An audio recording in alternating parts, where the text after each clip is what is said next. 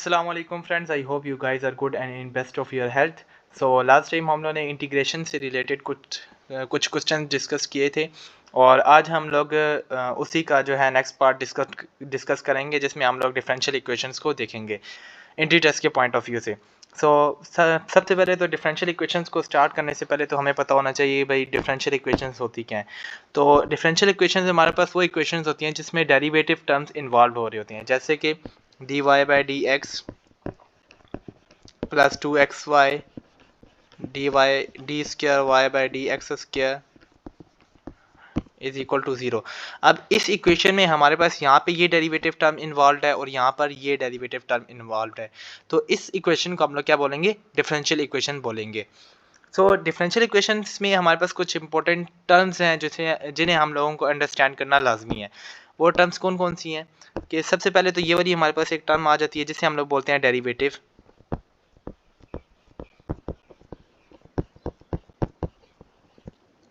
सही है, इसे हम लोग सिंगल डेरिवेटिव बोलते हैं। ये भी हमारे पास डेरिवेटिव है लेकिन इसका ऑर्डर चेंज है। ये कौन से ऑर्डर डेरिवेटिव है हमारे पास, ये है हमारे पास सेकेंड ऑर्डर डेरिवेटिव। ये है हमारे पास सेकंड ऑर्डर डेरिवेटिव, ठीक है। इसके अलावा अगर मैं इसी सेकंड ऑर्डर वाले डेरिवेटिव को एक और बार डेरिवेट करूंगा तो ये बन जाएगा मेरे पास थर्ड ऑर्डर डेरिवेटिव, फिर एक और बार करूंगा फोर्थ ऑर्डर, और करते करते ये मेरे पास बन जाएगा एक बार nth ऑर्डर डेरिवेटिव, जैसे हम लोग रिप्रेजेंट करते हैं D N Y by D X to the power N से। ये हमारे पास क्या है, nth ऑर्डर डेरिवेटिव है। सही है। अब हम लोग आते हैं क्वेश्चन की तरफ। क्वेश्चन है हमारे पास order and degree of this differential equation respectively is. अब हमें देखना है कि भाई ऑर्डर क्या चीज़ होती है और डिग्री क्या चीज़ होती है। ऑर्डर क्या चीज़ होती है कि अगर आप लोगों को अभी पता है कि ऑर्डर डेरिवेटिव्स के ऑर्डर होते हैं, first order derivative, second order derivative, third order derivative. इसी तरह डिफरेंशियल इक्वेशंस का भी ऑर्डर होता है हमारे पास। ऑर्डर क्या चीज़ होती है डिफरेंशियल इक्वेशन की, कि हम लोगों ने इसमें देखना है कि इसमें कौन सा ऑर्डर डेरिवेटिव इन्वॉल्व है। जो हाईएस्ट ऑर्डर डेरिवेटिव उस डिफरेंशियल इक्वेशन में इन्वॉल्व होगा वही उसी डिफरेंशियल इक्वेशन का क्या होगा, ऑर्डर होगा। अभी यहाँ पे इस डिफरेंशियल इक्वेशन में दो डेरिवेटिव टर्म्स इन्वॉल्व हैं, एक ये यहाँ पर डेरिवेटिव टर्म इन्वॉल्व है और एक यहाँ पर। ये जो टर्म इन्वॉल्व है ये मेरे पास फर्स्ट ऑर्डर डेरिवेटिव है और ये वाला मेरे पास क्या है, सेकंड ऑर्डर डेरिवेटिव है। तो ये वाला जो है मेरे पास हाईएस्ट ऑर्डर डेरिवेटिव है जो कि सेकंड ऑर्डर है, तो इसका ऑर्डर मेरे पास क्या बच जाएगा, 2। सही है। अब डिग्री क्या चीज़ होती है डिफरेंशियल इक्वेशन की, डिग्री जो होती है हमारे पास जो हाईएस्ट ऑर्डर डेरिवेटिव इन्वॉल्व होगा डिफरेंशियल इक्वेशन में, उसकी पावर कितनी है, उसकी जो भी पावर होगी वो हमारे पास क्या कहलाएगी, डिग्री कहलाएगी डिफरेंशियल इक्वेशन की। अभी इस टाइम पे इसकी पावर क्या है, 1, तो इसकी भी इस जो डिफरेंशियल इक्वेशन की डिग्री क्या बन जाएगी, 1 बन जाएगी। तो इसका मेरे पास आंसर जो बनेगा वो बनेगा बी, 2 और 1। सही है। नेक्स्ट क्वेश्चन है हमारे पास, degree of differential equation this differential equation is. इसकी डिग्री क्या है। अब डिग्री में हमारे पास जब भी हम लोगों ने डिग्री चेक करनी है डिफरेंशियल इक्वेशन की, तो हम लोगों ने चेक करना है कि जितनी भी डेरिवेटिव टर्म्स उस इक्वेशन में आ रही हैं उनकी पावर जो है वो हमारे पास हमेशा क्या होनी चाहिए, इंटीजर की फॉर्म में होनी चाहिए।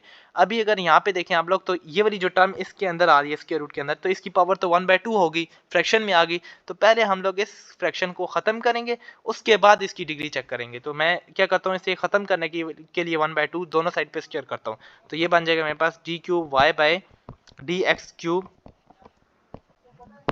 इसका स्क्वायर हो जाएगा इज इक्वल टू, यहाँ पे जब मैं स्क्वायर करूंगा तो ये बन जाएगा मेरे पास dy बाई dx -1। अभी जो है सारी डेरिवेटिव टर्म्स की जो पावर है वो इंटीजर की फॉर्म में आ गई है। अब मैं चेक कर सकता हूँ इजीली कि भाई इस डिफरेंशियल इक्वेशन की डिग्री कितनी है। अभी इसकी डिग्री कितनी है, हाईएस्ट ऑर्डर डेरिवेटिव कहाँ पे इन्वॉल्व है, हाईएस्ट ऑर्डर डेरिवेटिव यहाँ पर इन्वॉल्व है जो कि थर्ड ऑर्डर है। तो इस डिफरेंशियल इक्वेशन का ऑर्डर हो जाएगा 3 और इसकी डिग्री क्या है, इसी हाईएस्ट ऑर्डर डेरिवेटिव की पावर जो कि 2 है। तो इसकी डिग्री हो जाएगी इस डिफरेंशियल इक्वेशन की, वो 2 हो जाएगी। अच्छा, क्वेश्चन नंबर 19 के degree of differential equation this is, इसकी क्या डिग्री है। तो इसका ऑर्डर तो सिंपली ये बन जाएगा ना कि d² y बाई dx², एक ही टर्म इन्वॉल्व है जो कि सेकंड ऑर्डर डेरिवेटिव है, तो इसका ऑर्डर हो जाएगा 2। हाईएस्ट ऑर्डर डेरिवेटिव जो इस इक्वेशन में इन्वॉल्व है वो 2 है, तो इसकी डिग्री इसका ऑर्डर हो जाएगा 2। अगर आप लोग सोच रहे होंगे तो कि इसकी डिग्री जो है वो भी 2 है, लेकिन नहीं, ऐसा नहीं है। इस डिफरेंशियल इक्वेशन की डिग्री एग्जिस्ट नहीं करती। क्यों, क्योंकि इसमें जो टर्म इन्वॉल्व है वो है sin dy by dx। Degree के बीच में कुछ लिमिटेशंस है हमारे पास। जब भी हम लोगों ने डिग्री चेक करनी है तो हम लोगों ने ये चेक करना है, नोट मैंने यहाँ पे लिखा है कि when degree of differential equation does not exist, कि कब डिफरेंशियल इक्वेशन की डिग्री एग्जिस्ट नहीं करती। जब डिफरेंशियल इक्वेशन में इस तरह की टर्म्स आ जाएं, log dy by dx आ जाए, e to the power dy by dx आ जाए, sin dy by dx, cos dy by dx, इसकी डिफरेंशियल इक्वेशन की डिग्री एग्जिस्ट क्यों नहीं करती?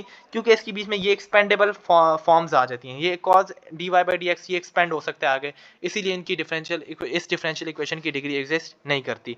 log dy by dx आ गया, e to the power dy, ये सारी एक्सपेंडेबल फॉर्म है, इनकी वजह से हमारे पास डिफरेंशियल इक्वेशन की डिग्री एग्जिस्ट नहीं करती।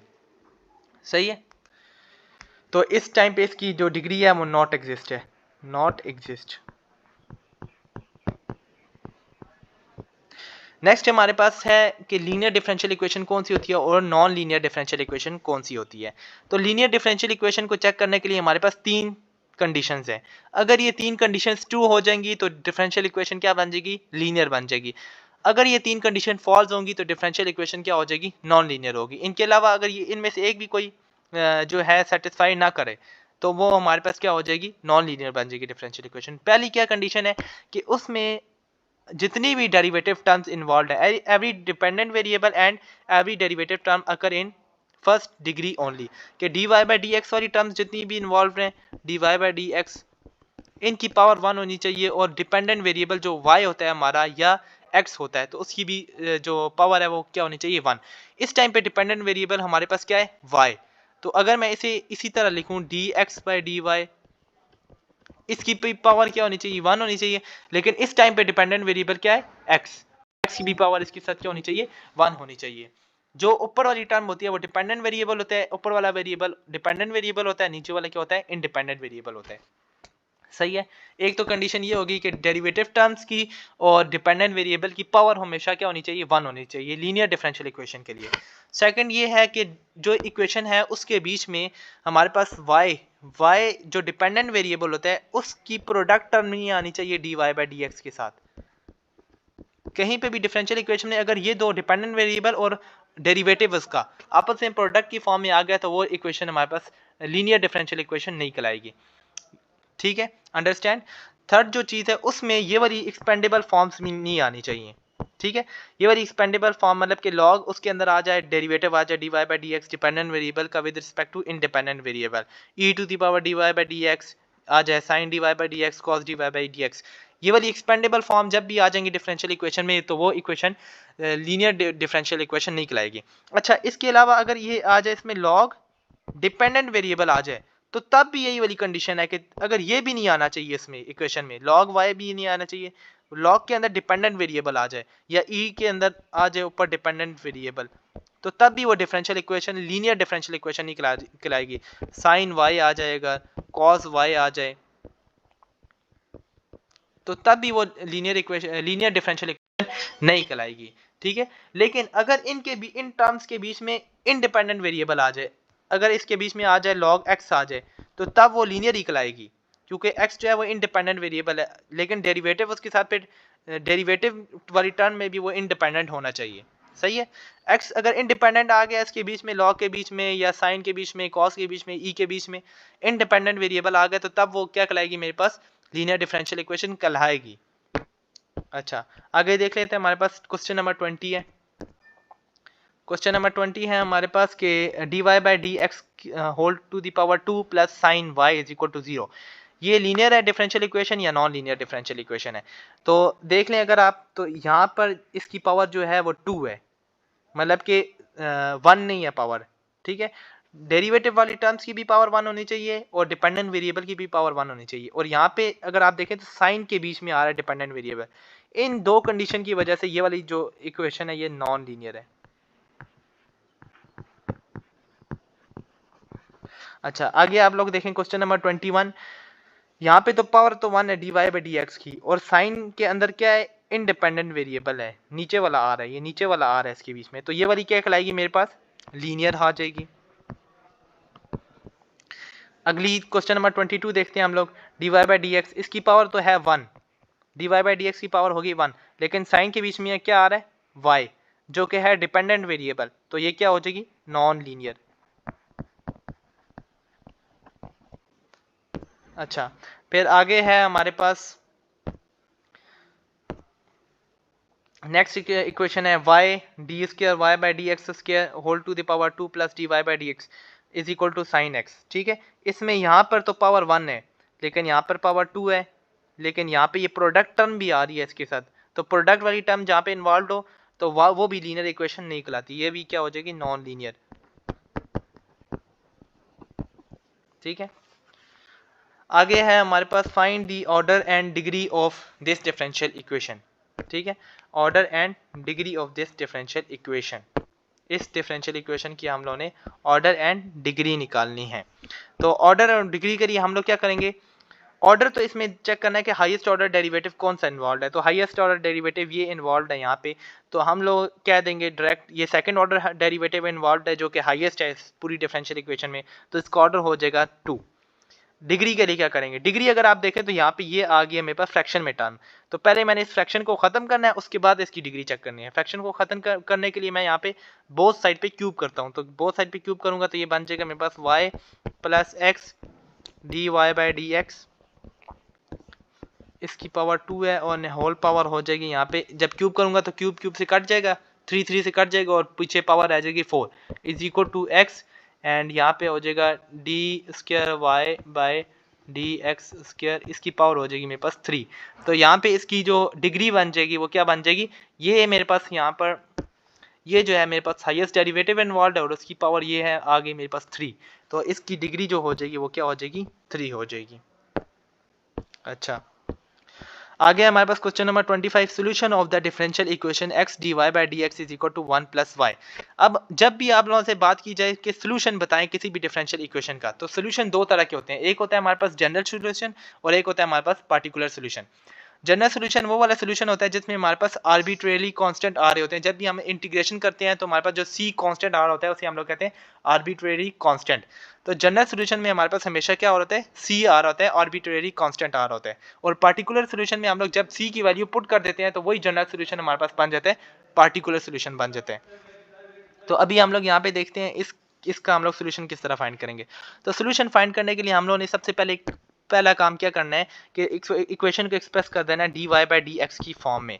तो D Y by D X की फॉर्म में एक्सप्रेस करेंगे तो ये बच जाएगा मेरे पास 1 प्लस वाई बाई एक्स हो जाएगा।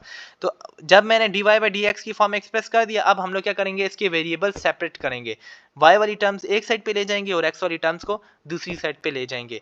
तो ये बन जाएगा मेरे पास 1 plus Y D Y is equal to 1 over X D X. अब मैंने वेरिएबल सेपरेट कर दिए इस इक्वेशन के, जब वेरिएबल सेपरेट हो जाए तो दोनों साइड पे हम लोगों ने क्या कर देना है, इंटीग्रेशन अप्लाई कर देना है। तो यहाँ पे मैं इंटीग्रेशन अप्लाई कर देता हूँ। अब देखें नीचे वाली टर्म की का डेरिवेटिव ऊपर मौजूद है, 1 प्लस वाई का डेरिवेटिव होता है 1 जो कि ऊपर मौजूद है, तो मैं क्या करूँगा, इसकी इंटीग्रेशन बन जाएगी मेरे पास natural log of 1 plus y, ठीक है, इज इक्वल टू, अब x का डेरिवेटिव ऊपर मौजूद है, x का डेरिवेटिव होता है 1 जो कि ऊपर नोमिनेटर में मौजूद है, तो इसकी इंटीग्रेशन क्या बन जाएगी मेरे पास natural log of x plus integration constant लगाएंगे c, तो c को मैं इस तरह भी लिख सकता हूँ नेचुरल लॉग ऑफ c, क्योंकि मैंने लॉग की इसमें प्रॉपर्टी अप्लाई करके इसमें क्वेश्चन को कंपैक्ट करूंगा। अच्छा, आगे देख लेते हैं हमारे पास इसका आगे क्या बनेगा। आगे ये बन जाएगा मेरे पास natural log of 1 plus y, और यहाँ पे मैं लॉग की प्रॉपर्टी लगा रहा हूँ, जब भी दो लॉग प्लस हो रहे होते हैं हमारे पास तो ये इसे हम लोग इस तरह लिख सकते हैं मल्टीप्लाई के फॉर्म में। तो इसे मैं एक ही करके लिख देता हूँ, नेचुरल लॉग ऑफ, ये हो जाएगा मेरे पास एक्स सी, लॉग लॉग से कैंसिल हो जाएगा, तो ये मेरे पास आंसर आ जाएगा 1 plus y is equal to x c, या y is equal to x C minus 1। तो इसमें मेरे पास जो आंसर है वो कौन सा बनेगा, y is equal to x C minus 1, answer number B, ठीक है। अच्छा, अब बात करते हैं हम लोग जनरल सॉल्यूशन कौन सा होता है और पार्टिकुलर सॉल्यूशन कौन सा होता है। तो यहाँ पे मैंने एक एग्जांपल रखी हुई है आप लोगों को समझाने के लिए। एग्जांपल है मेरे पास कि D Y by D X is equal to Y square plus 1 over E to the power minus X. तो मैंने आप लोगों को पहला स्टेप क्या बताया था, D Y by D X की फॉर्म में एक्सप्रेस करना था इक्वेशन में को, जो कि ऑलरेडी एक्सप्रेस्ड है हमारे पास। अब हम लोग क्या करेंगे, वेरिएबल्स को सेपरेट कर देंगे। वेरिएबल को सेपरेट करेंगे तो ये बन जाएगा मेरे पास 1 over Y square plus 1 is equal to ये e to the power minus X है ना, तो जब मैं इसे ऊपर लेके जाऊंगा तो ये हो जाएगा मेरे पास e to the power x dx, ये बन जाएगा मेरे पास। ये मैंने कर दिया वेरिएबल सेपरेट, और अब मैं अप्लाई कर दूंगा इंटीग्रेशन। अच्छा, इंटीग्रेशन अप्लाई करेंगे तो ये मेरे पास लेफ्ट साइड पे जो इंटीग्रेशन बनती है ये बनती है मेरे पास टेंजेंट इनवर्स ऑफ y की बनती है इज इक्वल टू ये e to the power x की integration e to the power x की हो जाएगी, और प्लस इंटीग्रेशनल कांस्टेंट c लगाएंगे। ये जो मेरे पास बनी है इक्वेशन, और ये मेरे पास जो आंसर आया है ये है हमारे पास जनरल सोल्यूशन, क्योंकि इसमें क्या इन्वॉल्व है, आर्बिट्रेरी कांस्टेंट इन्वॉल्व है। ठीक है, अब हम लोग बात करते हैं पार्टिकुलर सोल्यूशन की। अगर मैं इस c की वैल्यू फाइंड कर लूं और इसी इक्वेशन में पुट कर दूं तो वही वाली मेरे पास इक्वेशन जो बन जाएगी वो बन जाएगी पार्टिकुलर सोल्यूशन की इक्वेशन बन जाएगी। ठीक है, तो वो फाइंड करने के लिए मुझे कोई ना कोई इनिशियल कंडीशंस गिवन होंगी, जैसे कि y की वैल्यू हो जाएगी मेरे पास 1। जैसे लेट्स सपोज कि y की वैल्यू है इसमें 1, और उसने मुझे कहा कि y की वैल्यू 1 के ऊपर और x की वैल्यू 0 के ऊपर इसका पार्टिकुलर सोल्यूशन निकालो इस डिफरेंशियल इक्वेशन का। तो मैं क्या करूंगा, पहले जनरल सोल्यूशन बना लिया, जनरल सोल्यूशन में ये दो वैल्यूज पुट करूंगा और तो मेरे पास क्या बन जाएगा, पार्टिकुलर सोल्यूशन बन जाएगा। अगर मैं इसमें वैल्यूज पुट करूं तो ये बन जाएगा टेंजेंट इनवर्स ऑफ y की वैल्यू है 1 is equal to e to the power x की value 0 plus integrational constant c। तो यहाँ से मेरे पास आ जाएगा पाई बाय 4 आ जाएगा टेंजेंट इनवर्स ऑफ 1, और यहाँ से e टू दी पावर 0 1 हो जाएगा प्लस c। तो c की वैल्यू मेरे पास क्या है, c is equal to pi by 4 minus 1। ठीक है, अगर ये मैं पाई बाय 4 माइनस 1 ऊपर वाली इक्वेशन में पुट कर दूं जनरल सोल्यूशन में, तो ये मेरे पास बन जाएगा पार्टिकुलर सोल्यूशन। तो मेरे पास क्या बन जाएगी equation, tangent y is equal to यहाँ पे क्या था, e to the power x plus pi by 4 minus 1। तो ये मेरे पास क्या बन जाएगा, पार्टिकुलर सोल्यूशन बन जाएगा। पार्टिकुलर सोल्यूशन में c इन्वॉल्व नहीं होता। c क्या होती है, आर्बिट्रेरी कांस्टेंट होता है हमारे पास। आर्बिट्रेरी कांस्टेंट की जब हम लोग वैल्यू पुट कर देते हैं तो वही जनरल सोल्यूशन हमारे पास क्या बन जाता है, पार्टिकुलर सोल्यूशन बन जाता है। होप कि आप लोगों को इस डिफरेंशियल इक्वेशंस का कंसेप्ट जो है वो क्लियर हो गया होगा। तो इन एमसीक्यूज की आप लोगों ने ज़्यादा से ज़्यादा प्रैक्टिस करनी है, और ये एंट्री टेस्ट में के हवाले से बहुत ज़्यादा इंपॉर्टेंट है, और उसमें 4 to 5 एमसीक्यूज डिफरेंशियल इक्वेशन से मस्ट आते हैं।